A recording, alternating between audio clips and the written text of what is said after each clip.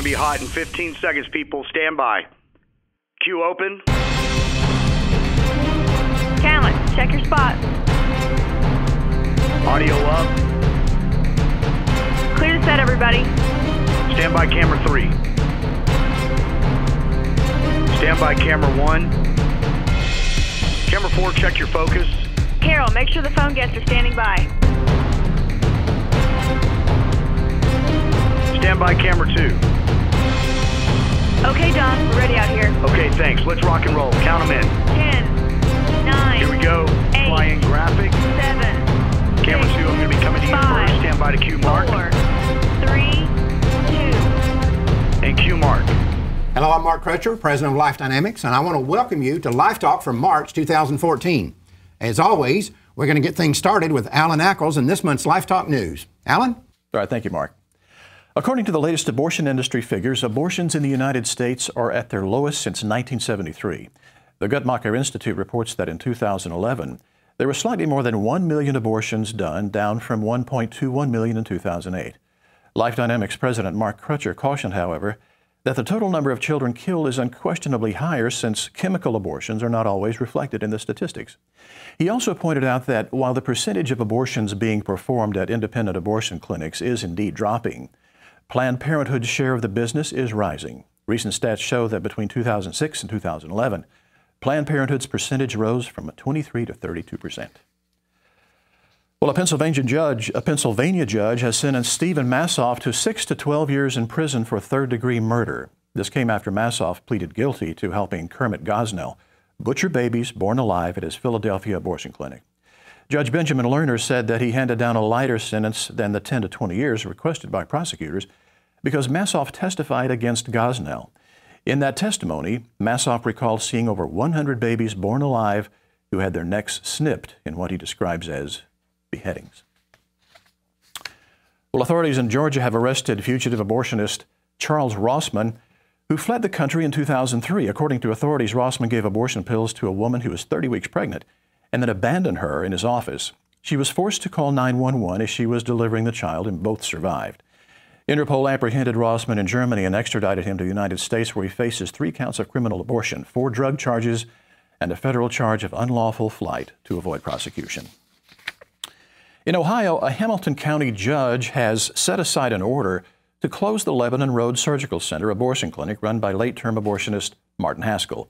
The Ohio Department of Health had ordered the facility to be closed after learning that Haskell was operating without the state-mandated hospital privileges and without a hospital transfer agreement to care for patients suffering complications. Despite these infractions, Judge Jerome Metz said that closing the facility would create an obstacle for potential patients. Also in Ohio, a former Planned Parenthood abortionist responsible for nearly 41% of medication abortion complications in the state has reopened his Cuyahoga Falls clinic. Abortionist David Burkons operated the Capital Care Network abortion clinic that was shut down last April by the Ohio Department of Health after it discovered 34 pages of safety violations. However, Burkons has now reopened the facility after changing its name to Northeast Ohio Women's Center and filing to do abortions under the new name. A new study performed by a German psychotherapist has found that babies in utero experience a wide range of sensory input at a much earlier stage of development than previously believed. According to Dr. Ludwig Janus, ultrasound imagery reveals that by 8 weeks, the unborn child has a sense of touch and that the sense of taste has been found in unborn children as early as 13 weeks. He also found that by 17 weeks, the child has a well-developed sense of hearing and will respond to music that is played repeatedly. A study from the abortion chain British Pregnancy Advisory Service reveals that 2/3 of women having an abortion were using contraception. In a statement that appears to reinforce the pro-life argument that abortion is being used for birth control, the chief executive of BPAS, Anne Ferretti, said that women need abortion because they cannot control their fertility with contraception alone. Ferretti's statement also confirms the pro-life movement's argument that, contrary to what the abortion lobby has always claimed, abortion is being used as a form of birth control. Well, the New Orleans Archdiocese has drawn a line in the sand over the building of a $4.2 million Planned Parenthood abortion facility. Archbishop Gregory Amond has announced that his archdiocese will boycott all businesses that directly or indirectly participate in the construction of this facility, and that the boycott would extend not only to the archdiocese but its affiliated organizations, schools, nursing homes, and churches. Archbishop Amen said that, quote, "There is no justification, including economic hardship, that will make a direct or indirect relationship with Planned Parenthood or any abortion provider acceptable," unquote. And so far, no work has been done at the abortion site. Well, the CVS drugstore chain has announced that as of October the 1st, it will no longer sell cigarettes or tobacco products at its 7,600 stores. In an online release, the drugstore giant said it is taking this action because selling tobacco products is inconsistent with, quote, "helping people on their path to better health," unquote. Pro-lifers say that they are pleased that CVS is concerned about the health of their customers, but point out that CVS continues to carry and sell the abortion drug Plan B to any person, no matter the age. In Chicago, pro-lifers will be allowed to continue to assist abortion-minded women with ultrasounds in a mobile pregnancy center that was once shut down by the city of Elgin. The Life Center Incorporated sued the city over a 2012 ordinance that restricted the operation of their van, claiming that they were being targeted because of their pro-life views. A federal judge ruled that the ordinance was unconstitutionally vague and called it unduly burdensome to the right of a woman to choose life. Under the agreement, Elgin will pay the group $280,000 and has agreed to change its zoning ordinance and waive permit fees for nonprofits operating out of vehicles. And finally, the Texas Department of State Health Services has revoked the license of A Affordable Women's Medical Center Abortion Clinic in Houston. The state took the action after the clinic's doctor was found in violation of a new state law requiring abortionists to have admitting privileges at nearby hospitals. In addition, abortionist Theodore Herring has had his license suspended by the state's medical board. According to Life Talk News, Herring performed 268 abortions between November and February without having the required hospital privileges. Alan Ackles here for Life Talk News. You can get daily news updates by logging on to ProLifeAmerica.com. Mark, back to you. Thanks, Alan. Well, we got at least one of the members of the crew back again. Welcome back, Troy. Thank you. And, good to be here. We'll hope to keep, again, we can't keep all the cats rounded up, as I always say, there's herding cats, because Father Frank's not here, so Leroy's going to fill in for Father Frank. Destiny's back again. Hi, Destiny. Hi, Mark. And, of course, back with us is my right-hand man, I won't say right-hand man, but my right-hand person here at Life. No, Mark, you got to get politically correct. Right. She's a person. Right-hand person here at Life Dynamics. Hello. Renee Hobbs, and lots of things going on this month, and we got some stuff, as always, we'll never get to. But we just got something yesterday, and I don't know why. I talked to you about this last night. I don't know why this angered me so much, but it really did. The Obama administration is paying Planned Parenthood workers $12 an hour, hundreds of them around the country, to go knocking on doors to get people to sign up for Obamacare. And I don't know why this angered me so much, but it just did. But you know what it does? It reaffirms something that we talked about here several years ago about why Planned Parenthood is going on this massive expansion program, building this Taj Mahal of abortion mills down in Houston and all over the country, Portland, where they're building these gigantic facilities. They were anticipating socialized medicine, and they want to be at the front of that line. Right. And I think that they see that socialized medicine is in trouble, and they're trying to rally the troops. This Planned Parenthood, this is a business decision by Planned Parenthood. Not only that, Mark, I would say if we could get the editor to rewind the tape back to 2009, we said right here on this show that Obamacare, or the Affordable Health Care Act, is the abortion clinic bailout fund. Right, and that's what it is. The numbers of abortion clinics are an all-time low. The number of abortionists are an all-time low. The number of abortions are an all-time low. It's a dying business. And so they need this huge influx of money in order to support an industry that is literally failing before their eyes. Right. That's what I was going to say. This is a business deal. I mean, if you look back during the 2012 campaign, we see how Planned Parenthood invested a lot, to help get President Obama reelected. Cecile Richards was at the Democratic National Convention. She was speaking there. And so, of course, this is a business deal. And, this is a partnership. Obamacare is failing. They need to get people signed up, so it makes it more difficult to repeal it or pull it back. And so giving them, these resources to go out there and get people signed up, number one, helps him try to keep Obamacare alive. And then number two, just like you said, Planned Parenthood needs people to be able to have this insurance because it's going to cover abortion. And so, of course, Which this they is lied a win. and said it wouldn't. Right, and this is a win-win situation. Hey, signed It's an a business executive deal. order on that. Right. It's not supposed to cover abortion. Well, but the thing that needs to be remembered is what we talked about at that time. The issue here is not just getting more people, abortion being paid for by the government, more than it ever has been, but getting the cost of each individual abortion raised. Right. They have not been able to raise prices in 40 years. 40 years ago, nationwide, the average cost of a first trimester abortion was $350 to $400. Today, the average cost of a first trimester abortion around the country is $350 to $400. Yeah. There's not another industry in the world that hasn't raised prices in 40 years. And they can't raise prices. They know they can't because their patient load goes down, and they've even admitted that. And we had the quotes here when we talked about this.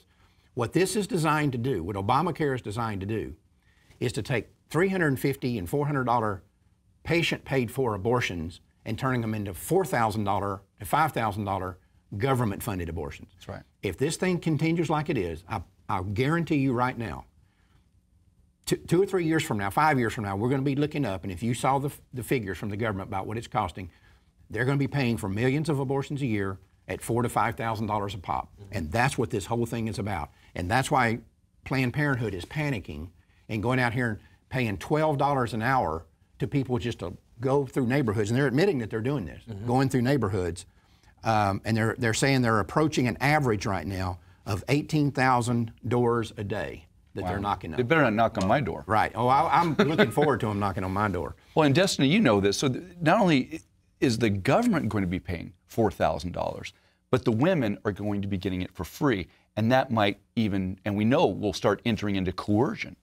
Well, and it's going to incentivize abortion, obviously. Women who maybe that wouldn't have been an option for them. I mean, when something's free, suddenly it kind of, you have to balance out how much is this child going to cost me, or I can go ahead and take care of it now for free on the government's dime. Right. Well, there's an old saying in politics, if you want more of something, from the government standpoint, if you want more of something, subsidize it. If you want less of something, tax it. Well, this is not the theory. I mean, we see this in the black community. Their whole argument is that, that's where the need is, and so we're going to make it more accessible to black Americans. And so we see that the more accessible it is to blacks, the higher the abortion rate among blacks. And so this is not some theory. We see the numbers telling this. The data, proves that is the case. Right. Yeah, and when Carol and Renee and I did that report on where the abortion clinics are located, which anybody can go on ProLifeAmerica.com and read for free, it was obvious that they had specifically targeted minority neighborhoods. Any place where you saw high neighborhoods or zip codes with high percentages of minority populations, that's where the abortion clinics were. Right. Mark, that was an astounding report. You know that, Renee. That, I mean, talk about shocking. Another thing that I think is so interesting about the United Nations, we know this is a radically pro-abortion organization, but the UN decided they were going to do this study on the Catholic Church's handling of child sexual abuse. Well, that's fine, and this needs to be handled. Nobody needs to be covering this up, and all the good, earnest Catholics that I know are totally behind the idea of getting these pedophiles out of the Catholic Church, much more so than Planned Parenthood is behind the idea of getting their protection of these pedophiles out of Planned Parenthood. But anyway, so the UN's going to do this, and I have no problem with that. But it's very interesting that in the final report that they issued, they talked about the pedophile priest problem, but then they went beyond that and started talking about, they started criticizing the church on its position on homosexuality, gender equality, and abortion. Well, they just took this as an opportunity to advance their political agenda. It had nothing to do with pedophile priest, but this had, matter of fact, if you want to make the real argument here, the legalization of abortion protects these pedophiles. So they should have been saying, well, Catholic Church is at least doing a good job of trying to prevent abortion, which protects these pedophiles, but instead they do just the opposite. So how concerned were they with these kids? My argument would be they're not concerned at all. We also had another interesting thing happen between last month and this month.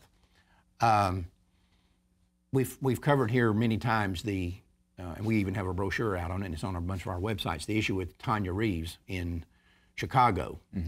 And this was a young girl who goes in for an abortion.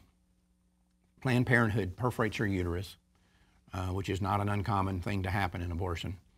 But this particular Planned Parenthood's had a lot of problems lately, and they didn't want another incident being known by the public. So they didn't call an ambulance. They didn't want an ambulance showing up out in front with the pro-lifers there recording this, so they didn't call an ambulance. They let Tanya Reeves lie there for 5.5 hours. They roll her out in the hall, and so they've got other patients there. So literally, they're just walking around this girl while she's sitting there with a perforated uterus, and she bleeds out, and she died. This, and it's not my opinion. I would challenge anybody. Go read. You can go online and read the Illinois statute on what they call depraved indifference murder. Right. And I made this point when we were, 2 years ago when we were first talking about this, or a year and a half ago, whatever it was.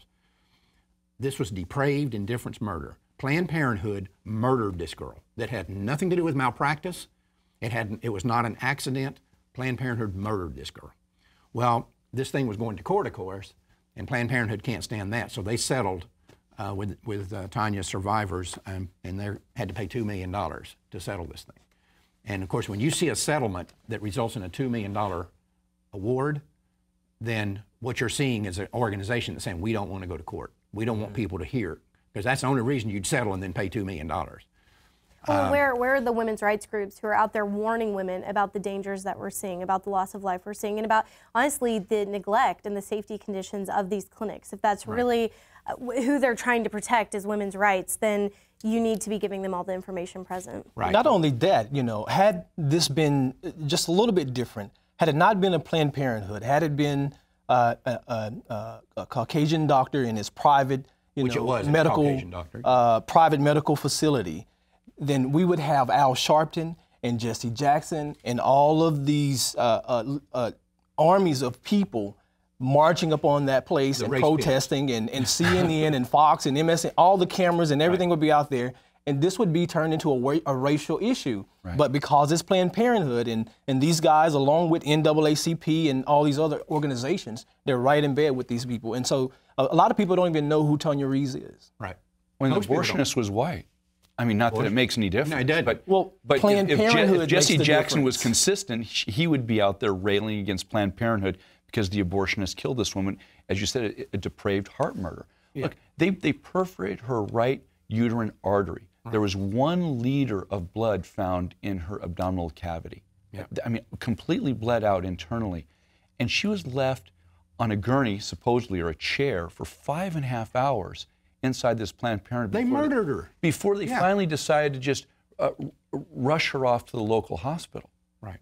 And even this level 2 trauma center couldn't figure out what was wrong with her until it was too late and she was dead. Right. And if this was, just an anomaly, maybe we could give it a pass. This is just this really crazy, once-in-a-lifetime situation. But we have documented here on Life Talk and throughout the pro-life movement hundreds and hundreds of these sorts of murders. Right. And the abortion industry is silent. Obama is silent. Why does, I think the central question here, because all these things occurred relatively in the same time frame, why does Trayvon Martin count and Tanya Reeves doesn't count?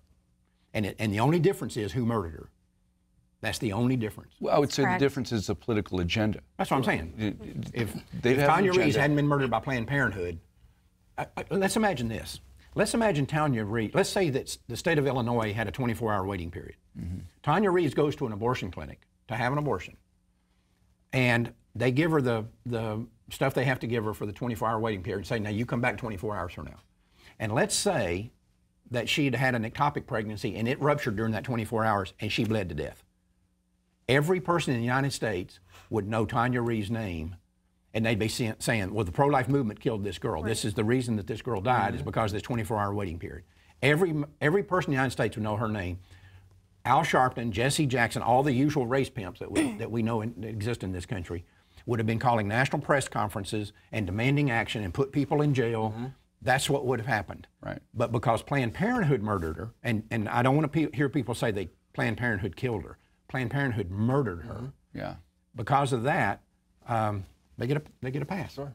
That's the way it works. She's a martyr. Right.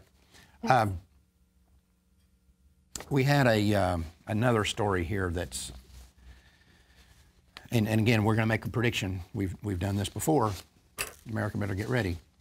The Belgium Parliament has just passed a law that allows minor children to commit suicide and get assistance in it.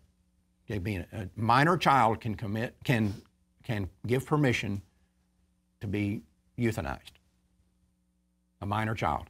And they're even talking about children. It applies to children, even the youngest children requesting euthanasia. Now listen to this. They've got a caveat here with this that sounds eerily similar to the judicial bypass laws here in the United States. It says a child can request euthanasia and be euthanized after a doctor has certified that the child fully understands the implications of committing suicide. That's just it. A child's not going to understand. No. Your brain isn't fully developed until 24, they say. So how do you expect a child to understand what they're doing? But this is the language that's used in the American judicial bypass. They say that if the girl understands the ramifications of her decisions, then she's allowed to make this decision without her parents knowing it.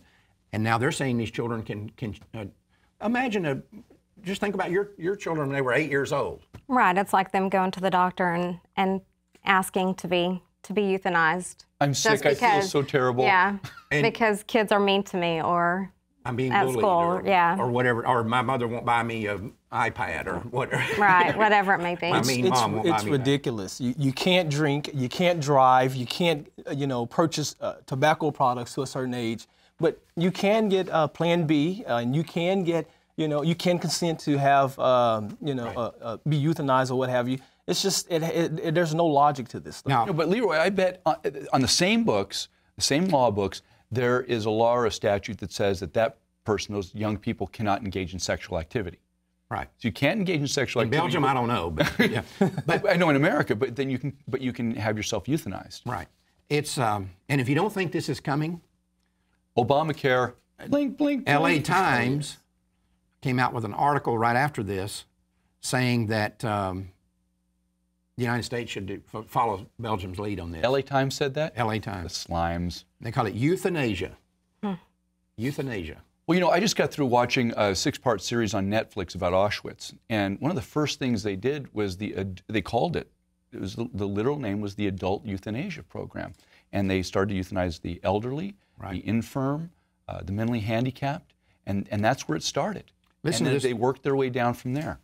Listen to this. It's a distressing concept, and the idea of helping a child die sounds incredibly cold and morally and ethically unsound until you dive into the issue. It's like So you can abortion. rationalize it. I don't know what do you say? Every month we have new lows that these people sink to. They have no logic. It's irrational. I mean, that reminds me of the guy that we talked about before. He talked about how babies who were conceived in rape. This Bishop Paul Morton guy, I think before I said he was with the Kojic Church of God in Christ denomination, but actually it turns out he was full gospel. But, he said that children who are conceived in rape are demon seeds. Right. And so, it's just another irrational, illogical thing that these people come up with. I think we were talking on yesterday about a couple of different things that they put out are just so irrational that, an average person can look at this stuff and say, where do they get this Well, stuff? the problem is not just that they're irrational; it's they're immoral. We've created a culture of death, and I think that's the thing is we're also, it created the perfect storm in having a instant gratification society. So if you're inconvenient for us in any way, if you're going to cost us time, energy, or money, why don't we just go ahead and put you down? That would be the merciful thing to do. And you have to rationalize really hard to ever justify taking a human life, but it's been devalued so much that we're having to rationalize less and less to make it acceptable. Right. Well, there's an article, there's a woman, Adrienne Ash, from the New York Times. She's the director of Center of Ethics and a professional bioethics in Yeshiva University in Manhattan. And she recently died. She recently died, and she supports women's rights to abortion, and she believes that, and she was also a board member of the NARAL, and she's saying that we need to not abort the disabled children, babies, and that it's okay to only abort the normal children, babies. Yeah, this goes back to this illogical thing. Literally, with this woman's a raging pro-abort on the board of NARAL, like you said. and she totally supports legalized abortion, but she says abortion should never be used to abort a child because it has. She was a big advocate for. She was an advocate against, she was an advocate for disabled children, I believe. Right. Yeah, that's right. And so taking that advocacy into her pro-abort, position, she was saying that children who have unborn children who have disabilities should not be aborted. But the one, but the reverse of that is, what she's saying is, if I support a woman's right to have an abortion, then.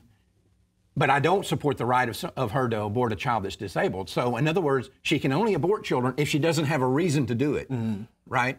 Or she can only abort children that are perfectly healthy. Of course, our view is that shouldn't any of them be aborted. But their same logic, people in the same camp will say that abortion shouldn't be used for birth control or for convenience sake. Why? So you couple those two positions, and they're all pro-life. Right. Yeah. Right. Exactly. Right. It makes no sense. I don't even know what you're saying. Remember, I've quoted George Orwell several times on this show. There are some things so stupid that only an intellectual can And these believe. people hold themselves out to be intellectual. Yes. Well, we have some more stuff from what I call the nut jobs file, and that's an article. Our choices, crazy. our lives, unapologetic writings on abortion. This nitwit talks about her abortion experience, and she's come up with this theory. She says, my unborn baby's soul agreed to be killed. Oh, God. Listen to this. I think in cases where a woman chooses to terminate her pregnancy, there is an agreement between her soul self and that of her child. There will always be an agreement. So in other words, when a woman decides to have an abortion, the soul of her baby and her soul get together somewhere, and the baby agrees, okay. Rip me apart. Yeah. Right, rip me So apart. let's have women who believe this actually have a sonogram going on, and let's see that baby walk over to the vacuum. Right. Well, you jump in. I was just going to say that. I remember the video that came out showing a child during the process of an abortion. And you can clearly see that this child has no idea what's going on. He's running or she's running, trying to get away from this vacuum, and there was no agreement at all. maybe the kid changed his mind. There was no agreement. There was no agreement at all. So this is just, I don't know. It's unbelievable. I read that article too, and I found it interesting that she says this in disjointed, like stoner hippie terms, that somehow the soul self can leave the body if they so choose at whatever time they so choose, and therefore that is what forms the agreement. What kind of mumbo-jumbo alternate reality do these people live in? These people are crazy. A Democratic representative from Iowa is now claiming that colic and sleepless nights that babies cause is justification for an abortion. How do you know that ahead of time? Huh? I had 2 children that were really colicky. Yeah. How would I have known that ahead of time that they were going to be colicky? Well, you just have to be frightened by the possibility of it. You have to be in touch with them when they're in the womb. Their soul self. Well, yeah, the soul, that communication, it really lets you know. I mean, it's unbelievable. And now you More have nitwits. another group. This was on NPR, National Public Radio Nutcases. That there's these, what they call a night of 1,000 vaginas. We're all familiar. They're raising money. Right. Is that where terrorists go whenever they... I don't know what it is. But anyway, they're raising money at these events called Night of 1,000 Vaginas. Most of it for Wendy Davis. And we're the misogynists? Right? Yeah. I mean, right. But somebody anyway, help me. there's a bunch of leftist feminists, so-called, urging people not to go to these things because, listen to this, emphasizing vaginas hurts transsexual men who don't want their reproductive organs coded as female. Okay, wait, Do you understand this, Renee? I don't. Because I need you to explain this to me. I can't. Okay. I'm sorry. And they're born women, but they become men, but then we can't call their vagina a vagina. Right, because- and they're saying now, listen to this, you don't have to have a vagina in order to be pregnant. That's pretty interesting. Now, listen to the logic. You're talking about, What this do you is think, Destiny? Nice circus trick. I'm feeling Now, you really... see, you've had 4 I'd pay children. admission for that. You've had 4. You've had 3. 3, yes. Right. Y'all are better better experts on the If there was biology. a way that I could have made it somewhere else, that would have been awesome. But I don't think it works that way. Listen to their logic, because you were talking about just total breakdown in logic that these nitwits have. You don't have to have a vagina in order to be pregnant. The logic behind that is, if you're a transsexual male, right? Can I ask a question? No, don't ask a question. Transsexual male. I thought there were only 2 genders. No, now there's like 70. They've come up with all these different definitions. But God anyway, created male and female. right, we're not talking about God's not in this deal. Obviously. They're saying that if a woman perceives herself to be male, so she's transsexual. So she was born a female, But she's born a female, so she has all the. but her soul, body. But she believes she's a female. But a male. Therefore, she is male. So she can't. Therefore, but she still has a. Conceive But she can child. still have a baby. Yeah, it still takes a vagina and a womb to do that. But they're saying that in her mind she doesn't. So if in her mind she sees herself as male, but she still has the physical capability of getting pregnant, then it is possible for males to get pregnant. Therefore, So that's a transsexual male? I don't know, Troy. A woman who wants to be. I mean, You can't make sense of any of this I stuff. can't make well, I'm logic going to say out the of reason we illogic. need to stop producing filth like a night of 1,000 vaginas or whatever is because as a female, I want to be more than my vagina. So I Right. don't understand how the feminist movement is so obsessed with differentiating the one part that, you know, in the patriarchy's eyes or whatever is going to keep me from being equal. Why don't we stop highlighting that part and dressing up as it? I was about agree. to say that. You don't want to dress up Enough as a already. purple vagina. Enough already. Yeah. I saw him at the Republican National Convention in Oh, yeah, Florida. right. There's a dozen of these women dressed up as female body parts. Impressive. It was the most disgusting thing. I've seen a lot These of people bad are- Well, for Whack. Halloween, I'm they telling were having a costume contest at a Planned Parenthood, and you know they were dressed up as a birth control pill, Right. vaginas. I mean, you name it. They Who had. sews their costumes? That's the person I want to. We should have There's him on companies as a that make phone them. interview. There are companies that make them. I'm horrified. But I mean, well, whatever. These people are nuts. You know, when I first started talking on this show about my view that being pro-choice is a mental illness, and I continue to believe that. And I think when you first came here, and I've said that a few times to you, kind of like, oh yeah, right. Well, are you starting to get? Is the light coming on? The light is on. Yes. You know, Yes, and nobody's exempt either, you know, because we talk about all these bizarre stories of things that's illogical and irrational or whatever the case may be. No one is exempt for this. The President of the United States of America was at this prayer breakfast, and he stands up. You know, I saw this article. He stands up there and says the killing of innocent is never fulfilling God's will. Right. And then he goes on and says the ultimate betrayal, it is the ultimate betrayal of God's will. The killing of the innocent is the ultimate betrayal of God's will. But yet, you know, a month before, he stands up and says, God bless Planned Parenthood. Right. Organization that's in the business of killing innocent Well, I lives. don't even know he's a hypocrite. I think he is that deceived. That That's what I'm saying. While the truth It's a comes out, mental like, he illness. still can't even. Yeah, absolutely. He's It a is a mental mental illness. He illness. can't hear it. The fact that between drone strikes and abortion and all these other things, where he is constantly killing the innocent. Yes. He can sit there and utter a word like that completely straight. But Destiny, it's shocking. that's not the You rule. would have to be crazy. You would have to in be this crazy. in this story that Leroy is talking about here, that's not the real tragedy here. The real tragedy is that he's in a room full of people who call Pastors themselves weren't gonna gods, call him out. men of God, Right. and not one of them said anything. They sat right there in stone silence and listened to this crap. Yeah. That's the problem. And you know, I keep thinking back, because this has been going on when Bill Clinton was doing the prayer breakfast. Right. And Remember Mother Teresa? I should say the only person that had the Intestinal fortitude. cojones to stand up to Bill Clinton and not take this was Mother Teresa. Mother Teresa, she gave- brought him down. She chewed him out really good about Gave that. them a tongue lashing. Right. It was the best. I was cheering that on. These people are nuts. Here's another woman writing about her Is this back from the abortion. Nitwit file? Yeah, nitwit file. Aborting my son was not about when life begins, but how to end it humanely.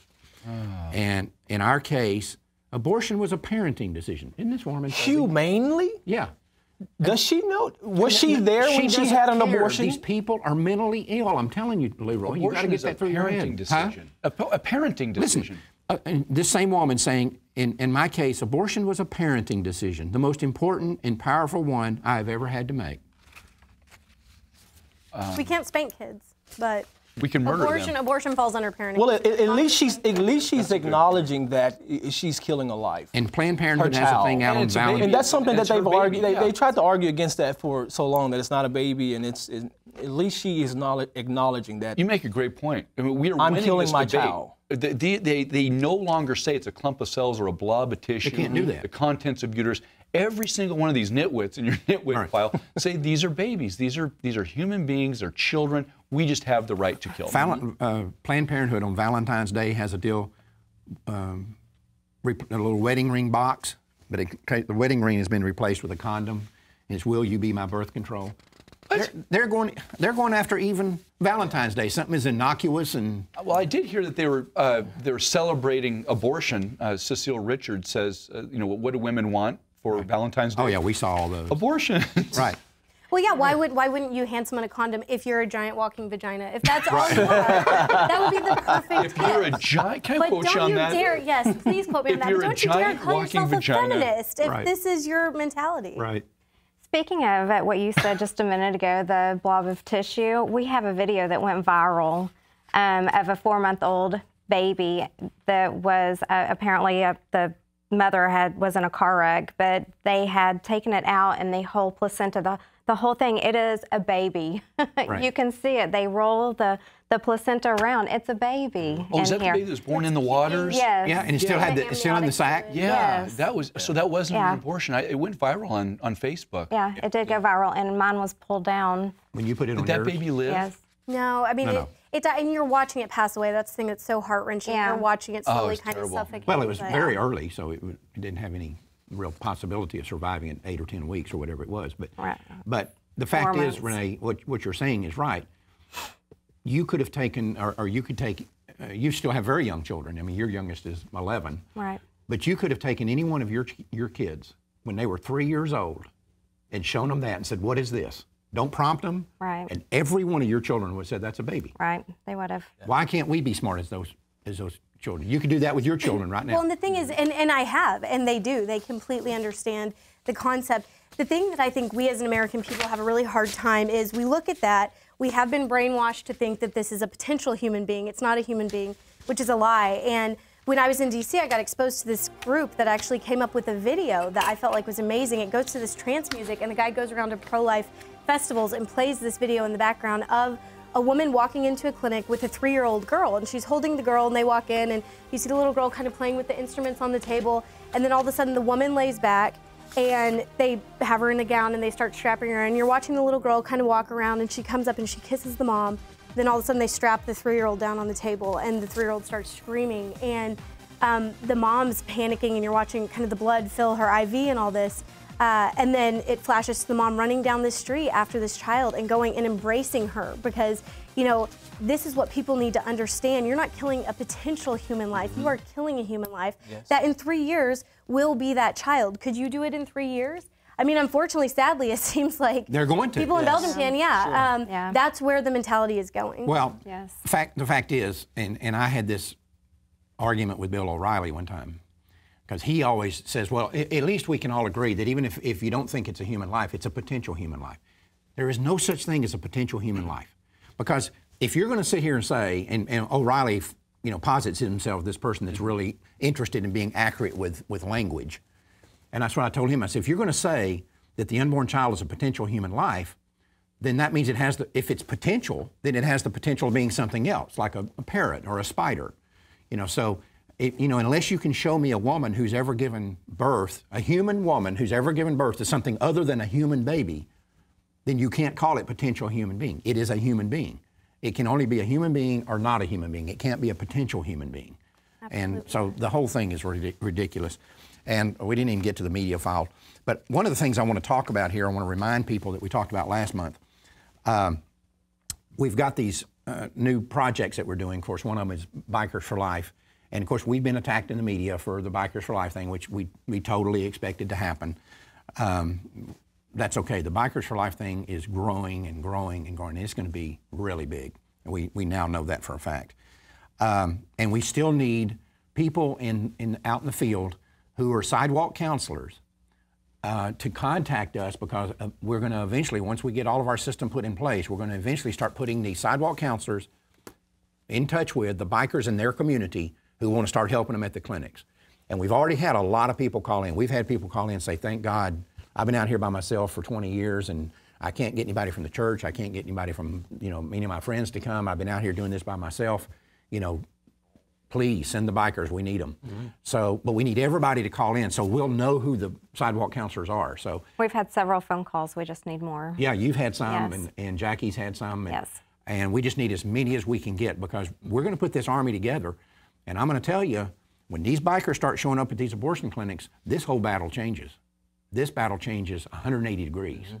And so if you're a sidewalk counselor, or if you just know people who are sidewalk counselors, make sure they get a hold of us and get into the database so we can start connecting them up together, because this thing is going to be big. Well, and the coolest thing is the big guys who, you know, these big men who think that they're taking their girlfriends and forcing them Right. to have abortions, like they suddenly realize how not big they are anymore compared to some of these dudes that right. we saw at the march here in Dallas. Right, yeah, you were there. Yeah, you were there. Well, you were there at the march, right? Yeah, it was amazing. And it was amazing to see, and Renee brought this up last month about, you weren't here, but how the march had this kind of feel like all of them do, kind of just going along and, you know, meeting people that you've known from years past, and it was kind of dull. And the moment that the bikers showed up, the whole attitude Yeah. in the place changed. I bet. It did. You know, yeah, well, I think you mentioned that. I taped y'all coming in, and I was like, "Here's the revolution." Like, Right. I mean, it did. It was very exciting. And you can feel that word revolution is it really resonates. Yeah, you because were there too. That's exactly what I felt. I felt like there was a real shift, because when those bikes start to pull in, you could tell that, you know, hey, pride, and I'm on the right side, and it was like it just energized the whole atmosphere, just completely shifted when they start to pull up. So Yeah. I think Right. that same experience is going to start to happen in front of these abortion clinics. Is that, you know, they're going to energize the troops who have been there for years, who are worn out and tired and weary. These guys are going to pull up and energize the movement. And I guarantee you, those rumbling engines, when they pull up, the people on the inside of those clinics, it's going to get their attentions also. Pay attention. Right. They're going to pay attention. I just want to know, have you bought my bike yet? No, I hadn't bought your bike yet. And that's only the first half of that story. You want to hear the second half? No, I'm waiting. I'm not going to buy your bike. No, you're going to buy me a bike. I'm not going to buy you No, a you're bike. definitely buying me a bike. But anyway, the other thing I want to tell everybody about, or remind them about, is we're starting this new website that I am really excited about. I came up with this idea and I thought it'd be pretty cool, but now that we're actually getting the preliminaries on the website and getting stuff in, this prochoicepeople.com, it's a takeoff on the peopleofwalmart.com. Oh, Very that's comical. great. You can't believe how neat this is. I've gonna got be. some good pictures for you. I was Yeah. gonna say, it makes me feel better about all the pictures I've taken and been stockpiling. Now it's like they have a purpose. We're gonna. This thing is Good. gonna be great. We're already getting the initial design on it, and it's gonna rock. So I just need to encourage people out there in the audience, and even you guys, that have pictures or have stories, and some of these illogical things they do. I don't think I've given it to you yet, but I got that, or maybe I did let you see that article that guy sent me. He wrote this long thing about justification of Yes. abortion. Yes. And it is actually hard to read because it's so illogical. You can't follow it. It is. It goes along Like with most of it. Huh? Like most of them. Right. Yeah. But it's kind of like what you were talking about. Some things are so stupid only an intellectual can believe them. Well, this guy posits himself as an intellectual. He's smarter than any of the rest of us. Sure. And you read this thing, and it is unbelievable. So we're going to put those things on there, and the videos, and some of these stupid pictures. And you got a lot of stuff from down there in Austin. Yeah, so basically anytime they're embarrassing themselves, We're Which gonna- is like all the time. which is all the time. Yeah. So it'll be. When they open their mouth. Well, they have no pride. They can't embarrass themselves, but other people are going to look at it. And, you know, you and I've talked about this, Leroy, that this is going to make a statement to people who are kind of on the fence. They're going to say, I don't want to be associated with these people. Right. If these are the kind of people that are advocating this, that are going out here and doing all these just idiotic and stupid and immoral things that these people are doing, I don't want to be associated with them. And most of them are funny. I mean, we're going to try to make this kind of somewhat of a humorous website because these people lampoon themselves. I mean, there's no other way to describe it. So we've got I think that's the best thing about the protesters. They have a giant sign above them that lets everybody know I'm an idiot. how idiotic it is Right. what they're doing. So anyway, we're going to use that that website to expose, You know, it's the old But you know, thing Mark, about, I think another thing that I think also, not only with those on the fence of the abortion issue, look at these people and say, you know what, I don't want to really be associated with those kind of people because these views are illogical or whatnot. But even a lot of people in the pro-life movement, we've always seen these faces, the face of abortion with these Cecilia Richards, these people who look intelligent, they're pretty, they're smart, and they come Highly off. trained. And a lot of people in the pro-life movement can look at them and say, look, they're getting, you know, $1 million a day from the government. They have support from all of the wealthy. They are sharp, polished, good-looking people. And it almost intimidates a lot of people that this is who we have to fight. But when we start to look at what the pro-life movement really is, and that's what this website is going to do, is show who the pro-life movement really, the pro-abort movement really is. Right. And I think even those in the pro-life movement are going to say, you know what, this is not as big of a giant as we think it is. Right, exactly. These people, we can really go after them and take them down because they have no logic to their, you know, they're their laughable. movement. These, you know, if we're beating these people. Right. When you're wrong, you immediately become defensive. That's Right. the first thing, whether it's with your spouse or politically, and they know they're wrong. And so they are so defensive all the time and angry, and it comes off. And that's what we saw in Austin was, you know, I kept hearing, oh, well, there's crazies on both sides. And I'm like, please come down and show me where the crazies are over here. We kind of know we're in the right, and we're pretty calm and cool collected about it. But you see these other people, and it's just, they have to distract you. They have to talk about their genitalia. They have to do these other things. Because if we actually talk about the issue at hand, you think it's okay to kill human beings. Well, it's like when you see a picture of a pro-abortion man holding a sign that says, keep your rosaries off my ovaries. Dude, you got ovaries? You got more problems. He's a transgender Well, male. if he perceives himself to be female, then of course he does. So Right. that makes a lot of sense. He does. Thank you for straightening me out on that. But anyway, I think this website's going to be fantastic. I think this is something we really need, and it's going to, you know, there's I was saying, and when you were raising your kids, and now you're raising yours, and when I was raising Sheila, you know, you always tell your kids, tell me who you're hanging out with, and I'll tell you who you are, right? Mm-hmm. Because who your kids, that's why when your kids get a new friend, you want to know something about them. You want to know the parents, see what kind of people these are, right? Right. Because that's going to affect what kind of Right. person your kids are going to be, and your kids. My mom would always say, you're known by the company you keep. Right. So look around. Make sure you're comfortable with this crowd. Well, Right. Walmart has taken some hits in their brand because of this. Oh, yeah. Because The- all of these the people you of know, Walmart.com. these images Right. are affecting the Walmart brand, and so I think that same effect will happen. Right, With the, right. It has affected Walmart, and it's going to affect the abortion industry as well, because we're going to expose to the American people what the media has never exposed to them, never exposed. We're going to expose to the American people exactly what these people are like. Now, here's another thing that we talked about last month, and that's this issue of the Girl Scouts being connected to Planned Parenthood. And I had a experience here a couple of weekends ago, or last weekend. I told you about it and come back on Monday. I was down here and I had to do some things around the building here, and I went down to the Lowe's that's right down the street here.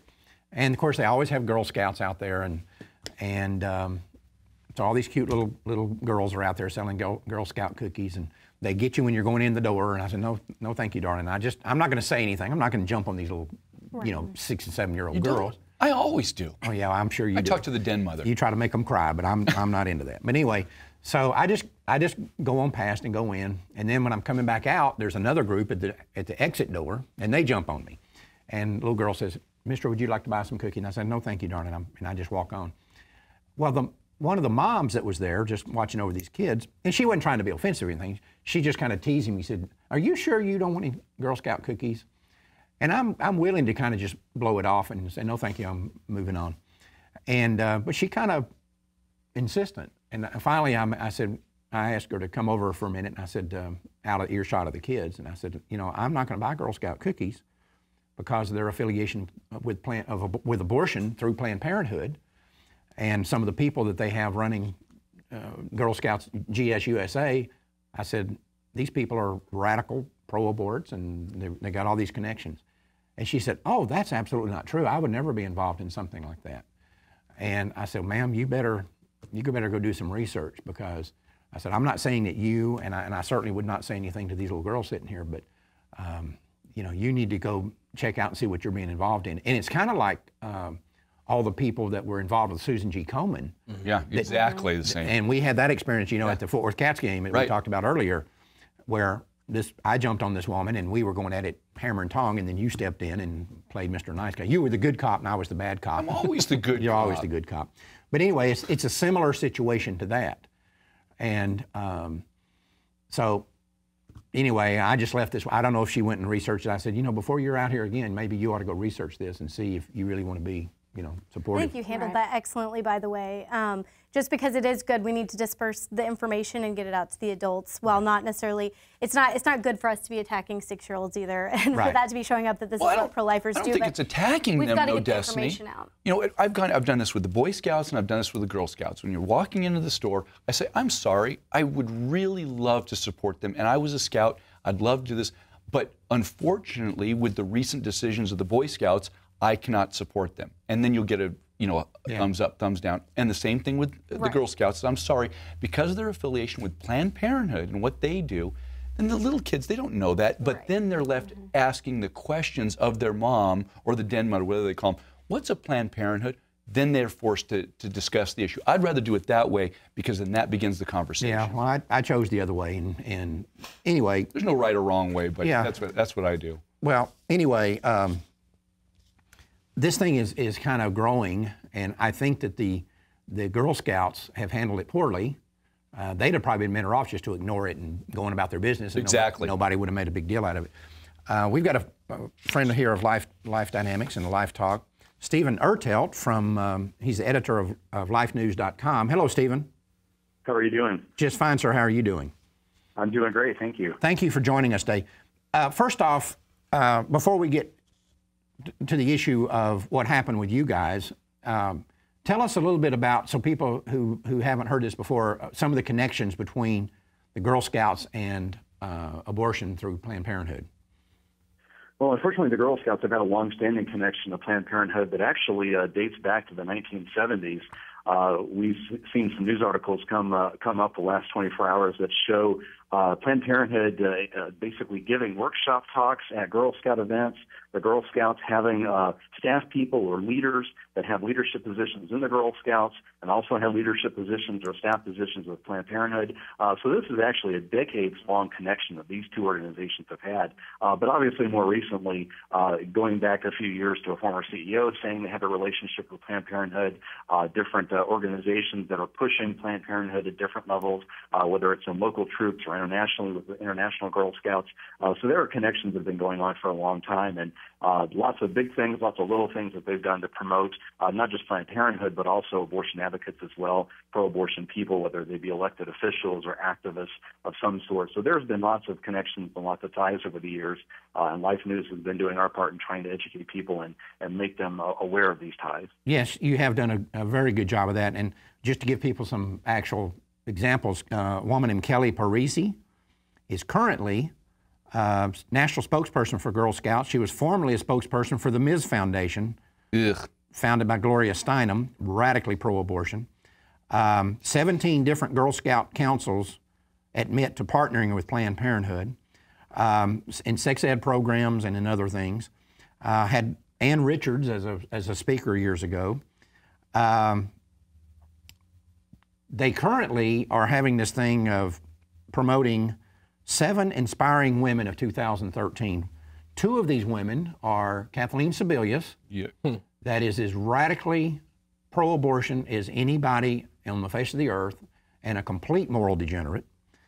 And another one of the same ilk, our current abortion Barbie here in Texas, Wendy Davis. Wendy Davis. There you go. And, it's just, they're promoting these women as people that we should encourage, or role models that we should encourage our daughters to look up to. Do you want your... No, I don't. You do not want your daughter looking up to these women? Absolutely not. Do you want your daughters looking up to these women? No, I want them outside with signs. Right. All over rallies. I've got a question for Stephen. Is Girl Scouts USA, is it a 501c3 organization, and can we see any financial ties to Planned Parenthood? Are they donating to Planned Parenthood like Susan G. Komen was? You know, I haven't seen any of that, but really the connections are more inviting Planned Parenthood to be a part of events. You know, the Girl Scouts in Waco, Texas are one of the first that got a lot of attention for co-sponsoring a sex ed conference with Planned Parenthood. During that conference, they pushed a book written by a Planned Parenthood executive who was given, this book was given to all the children who were attending this particular conference. Wow. And the book says abortion can be a positive experience. So here are the Girl Scouts linking with America's biggest abortion business, is telling young girls, hey, whenever you're pregnant, if you're considering an abortion, this is going to be a positive experience for you. This is something that supposedly is good for you.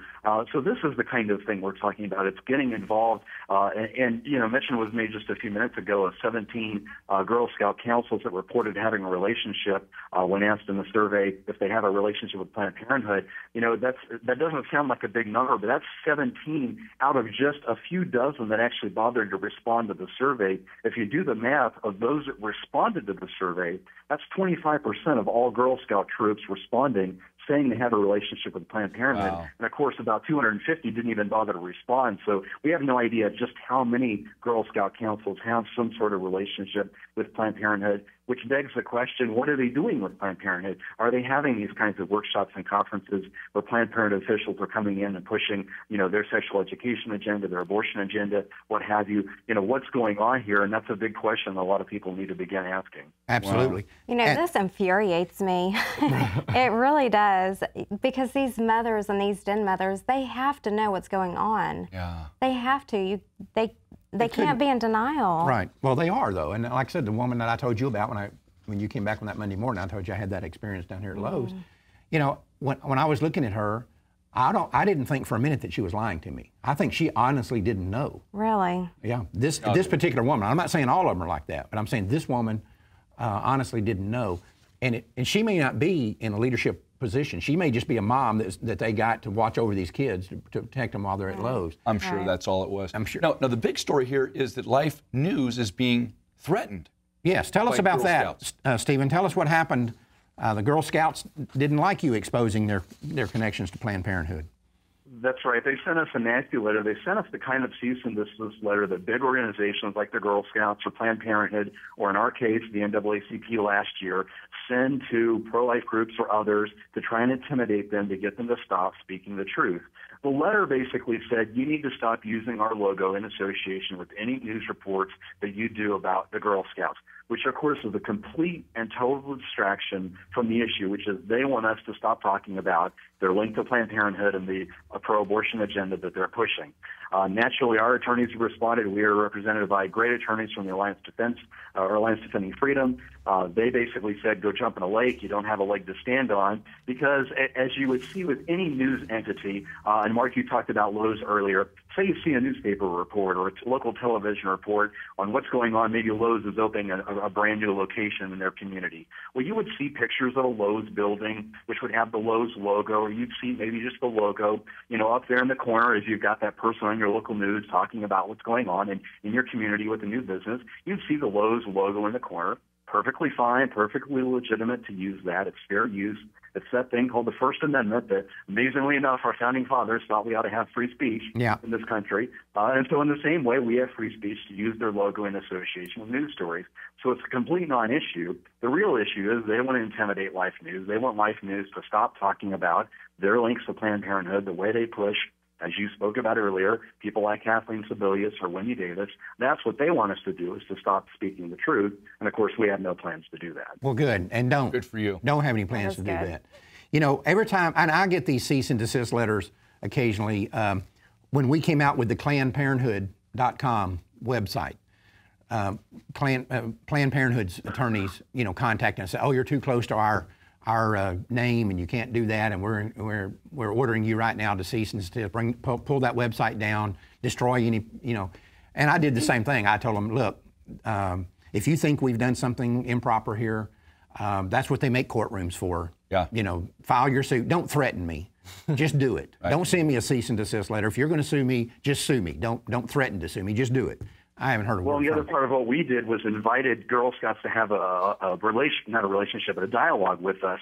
In our response, because in their initial letter they said, "Oh, we don't have any relationship with Planned Parenthood, and this is false, and what have you." And we invited them to dialogue to say, "Okay, if there is anything in our Life News articles that's erroneous, if we've reported something that's not true, let us know, and let's talk about this and find ways to maybe correct the record." And of course, they haven't responded to that at all. And the other part of that, Stephen, is they're not going to respond.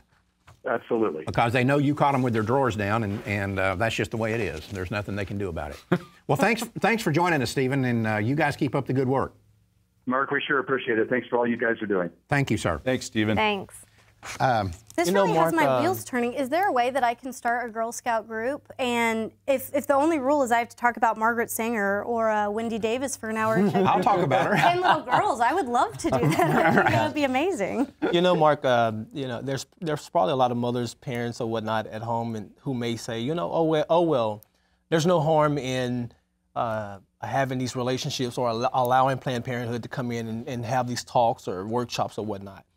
What I would say to that is that, this is one of the strengths of Planned Parenthood, is to be able to have the opportunity to make the Planned Parenthood brand as the expert as it relates to sex in the minds of these young children. And so that way, when they start to engage in sex and they need unplanned pregnancies, they're going to turn to this brand that they've known from a very young age. Right. To have or to rely on the expertise of what I should do during this pregnancy or how I should handle this pregnancy. And I think that's been one of the major challenges, is that, we've had to be able to overcome the years and years of branding themselves as the expert in that field in the young minds of these young people. It's not really branding as much as it's brainwashing. Or brainwashing. Right. You're indoctrinating youth. It would be like sending Marlboro in to talk about lung health or something. Right. Like, I mean, you're sending people who are going to profit with the ultimate demise of these children's morality. Well, and there's another point we need to make here. On the surface, you think, well, why get all jacked up about Girl Scouts?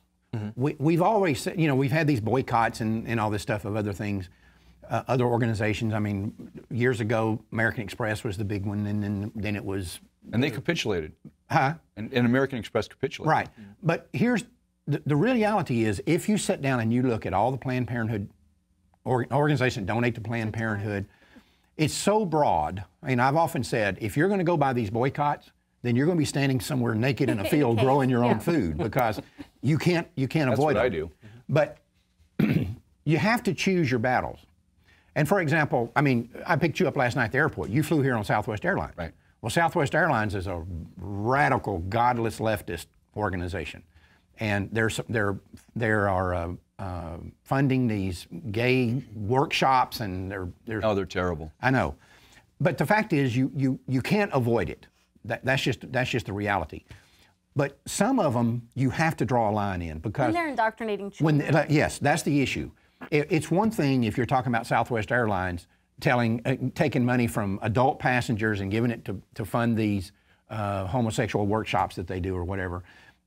But it's another thing to have all these cute little innocent kids who don't know any better out there being very subtly indoctrinated with this kind of filth. And so that's what the difference is. I'd go a step further, Mark, in that it is very effective when we pinpoint one organization or company and show and prove their affiliation with Planned Parenthood and abortion. Because every time you attach the word abortion to anything, and particularly Planned Parenthood, you watch their branding go down. Right. We saw it with American Express. We saw it with Susan G. Komen. Right. Susan G. Komen is a fraction of what they used to be after the big dust-up with Karen Handel and Planned Parenthood, when they realized, when the people as a whole in America realized that Planned Parenthood and Susan G. Komen are one and the same, they're supporting abortion, Susan G. Komen nosedived. Right. And so when we can impact their bottom line, like Girl Scouts of America or Girl Scouts USA, their affiliation with Planned Parenthood and abortion is a bad thing. Right. Moving on, I had an experience here that was pretty interesting here. We have a company that we deal with, and we've dealt with them for many, many years.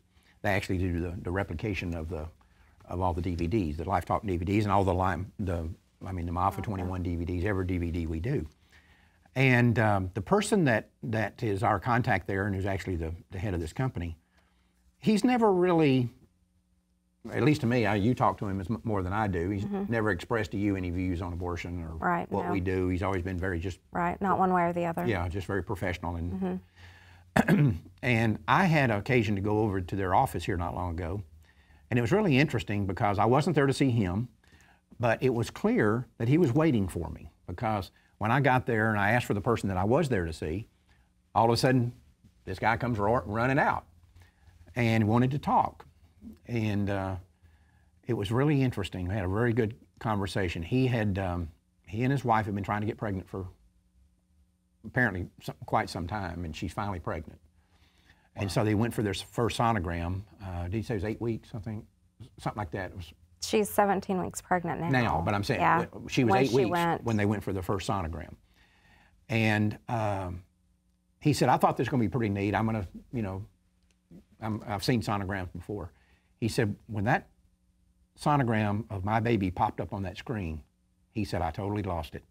He said, I started blubbering like a little 3-year-old. He said, I was crying. He said, I was embarrassed because this is a total stranger, this nurse that's there running the sonogram machine.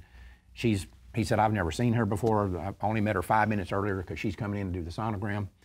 And my wife is there, and I'm blubbering in front of my wife and this woman. He said, it just overwhelmed me. And he told me, he said, the interesting thing was, for the first time, I understood what you guys do. And so he started asking me all these questions. I'm there, I was intended to be there for 5 minutes to talk to this other person and pick up some DVDs and leave. And I'm there over an hour. Now I get stuck in rush hour Dallas traffic, which meant I got home 2 hours later, 2 hours late. But anyway, he had tons of questions. And it reminded me of something that I've talked about in speeches that I've given, and we've talked about here on Life Talk before, how one of our biggest allies in the pro-life movement is technology. Sonograms, you look at how different the world is today from a technological standpoint than it was when we started this battle 40-something years ago. Oh, sure. Right? And ultrasound has been one of those things that has turned everything around. Because, originally, Troy, we were in this, and I was certainly in a little bit before you were, but we were in this when the argument was, well, it's not a human being, it's just a glob of cells. That's exactly it. They cannot make that argument anymore, because they look like complete idiots when they make that argument, and you show like that baby that you showed earlier, still in the sac, and even very early in the pregnancy, you can't say that's just a glob of cells, any more than I can say that any of us are just globs of cells. So ultrasound has kind of turned that argument around. And the other thing that's happened is we've seen this massive influx in the pro-life movement of young people. And I've always contended that one of the driving forces behind that is the number of young people out there that have sonograms of themselves. They have a DVD or they have a VHS at home of themselves as an unborn child. Well, if your children have that, it's very difficult to tell them that, oh, there was nothing there, that's just a glob of cells. And they look at that and they say, that's me. That's me right there. Right. So I think that's one reason that's driven that one aspect of technology that's driven this resurgence among young people. And of course the other things like being able to tell them, hey, that 1/4 to 1/3 of your generation has been wiped out. Your best friend may have been killed by abortion, you didn't even know it. You never got to meet them. So all of those factors are playing in there, but technology has had a major impact. And the third way that technology has had an impact to me, and I think we sometimes overlook this, is the internet. And this is one reason that I've been noticing that the left is very intimidated by the internet, the godless left. That's why they want to control it. They want to control it, and that's why the government wants to control it, and that's why the news media is very anti-internet. Because the minute the internet came along, the biggest thing that happened was that the secular, godless liberals in the media lost their monopoly on the flow of information to the American people. And I don't think it's a coincidence at all, if you could just plot it on a chart, when these things happen on a timeline, that the switch I was in this battle, and I can remember polls coming out showing that 70-something% of the American people label themselves pro-choice. Right. And it looked like we were up against a Goliath we could never Which, of beat. course, was a lie. Which it was a lie, but nonetheless, Right. nonetheless, the polls are coming out showing that. Right. Now we're seeing all the polls show that there's this switch. If you look at it on a meter, the meter's gone over this way toward the pro-life position. I don't think it's a coincidence that that needle started moving at the same moment in history when the internet became a reality.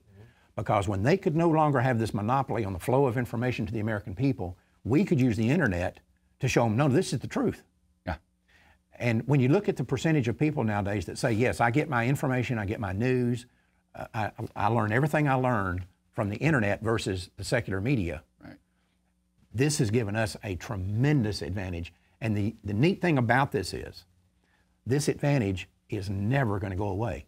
Not only that, it's going to get stronger because every time, if you look at sonograms, for example, every time new technology comes along, it favors us. I challenge anyone to bring the most radical pro-abort you can find and bring them in here, and I'll be happy to sit across this table and say, tell me one piece of technology, just one, that's come along since 1973 that has favored your position. Tell me one. I mean, not just technology, but medicine, philosophy, theology, whatever, science, right? The advent, or not advent, but the discovery of DNA. Right. I mean, that's present from the very moment the egg and seed meet. Right. Very moment. Right. Well, I think that's one of the reasons why we've seen such a drastic shift in their position and how they articulate the reason for abortion. You know, that's why we have all of these bizarre, illogical things, because they have to turn to these things now because of that simple fact. Their that life energy reality isn't congruent with your male persona. To your point of the internet, you know, if you think about a panicked teen who's facing an unplanned pregnancy, first thing she's going to do is hop on Google and look up abortion. And that's where I think you have two major camps that are going into the clinics: those who are uninformed and those who have the information, know it's a child, and are still that terrified they're willing to kill it. And I think that's why we see a rise in women who already have children who are going in there. If anybody should know this is a life, it's them. They were the ones. Well, they do know. They were the ones who were excited at 12 weeks at fingernails and toenails and stuff, and now all of a sudden they're trying to convince themselves that it's okay. So I think one of the big things is you give the information to the ones who are trying to stay ignorant because they don't want to face it, and you give the resources to the ones who, even though they have all the information, they still feel like this is their only option. Well, I'll tell you this, and again, I think we talked about this last month. Some of these women are just cold-blooded. I mean, unfortunately, I hate to say that, but she and I have talked to them. I think they've hardened themselves a lot. I don't think that they can't be turned around from that. I think it's going to eventually hit them. They say, I think on average it takes 9 years for a lot of them to really start noticing the effects, because it'll be alcoholism or fits of rage or all these things that are, almost this the post-abortive syndrome that are coming out, and they don't even realize that it's happening. I mean, we've had these women call, date. and Renee's talked to some of them that were injured in their abortion. And they're just callous. And one of the things we always ask them, or that Renee, when we talk to them, is, how are you doing emotionally? Do you need some talk? Talk about that. And she'll tell you, I spent hours on the phone with some of these women. Right. Mm-hmm. And you can get them to start getting some emotional healing, but there's a certain number of them. They'll just openly tell you, "Oh no, I'm fine. If I got pregnant again, I know it's a baby. I've had 4 kids. I'd do it again today if I had it. But I just want to see if I could get some money out of this because I was injured." Or, I mean, even the abortionist, the lady who was 18 months pregnant, 18 weeks. 18 weeks pregnant, and she was doing an abortion on an 18-week baby. And when she pulled a leg from the baby in the womb, her baby kicked, and she felt it in her womb. Right. But yet, she finished it up, shed a couple of tears, went in, said next, continues to do abortion. Do abortions. We had that article here on Life Talk. We talked about that here. Right. Speaking of technology, our office is located right next to a pregnancy counseling center because it's a former abortion clinic. Right. We bought it out and closed it up. We put a sign on the front of our building, faces the main street, picture of a sonogram, says free sonogram next door. That's all it is, picture of sonogram and free sonogram next door. They were able to increase their save rate by 18% the very next month, and that's continued just from that picture of a sonogram. Right, exactly. Awesome. And the neat thing is, like I said, every piece of new technology that comes along favors us 100% of the time. And if there's a pro-abort out there watching this, and we know a lot of them do watch it, If that's not true, I would make you an offer. You come in here, or we'll get you on the phone, or you can come in here, and you tell me what piece of technology has favored your position over the last 40 years. And we won't embarrass you. We won't hammer you on anything else. We'll keep the subject right on that. And the fact is, there's not one. Everything that's happened has supported our position. And again, like to Leroy's point, that's why they have to go in all these idiotic arguments, like this nitwit that says, you know, the baby soul gets with the mother soul, and they agree that the baby needs to be killed. Mm-hmm. She has to say stuff like that because she can no longer say, well, it wasn't a baby. That's right.